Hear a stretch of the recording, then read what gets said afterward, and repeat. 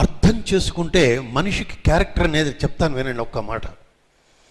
ఎందుకంటే తెలిసిన మనిషి గురించి, నేను కృష్ణుడి గురించి రాముడి గురించి ఎక్కువ చెప్పను.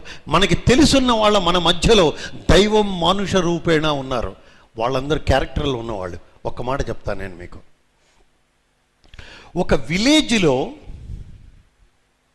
పుట్టి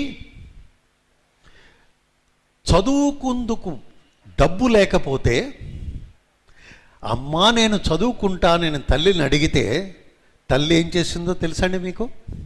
ఆశ్చర్యపోతారు. తన పెండ్లి చీరని 2 రూపాయలకి అమ్మేసిందండి. నాన్న వెళ్ళి చదువుకోరా అని చెప్పింది ఆ కాలంలో. ఆ తర్వాత అతను గ్రాడ్యుయేషన్ అయ్యి పోస్ట్ గ్రాడ్యుయేషన్ దీనికి బెనారస్ హిందూ యూనివర్సిటీకి వెళ్తే డబ్బులు లేక చదువుకోవాలనే పట్టుదలతో ఉండి ఏం చేశాడు అంటే అందరినీ అడిగి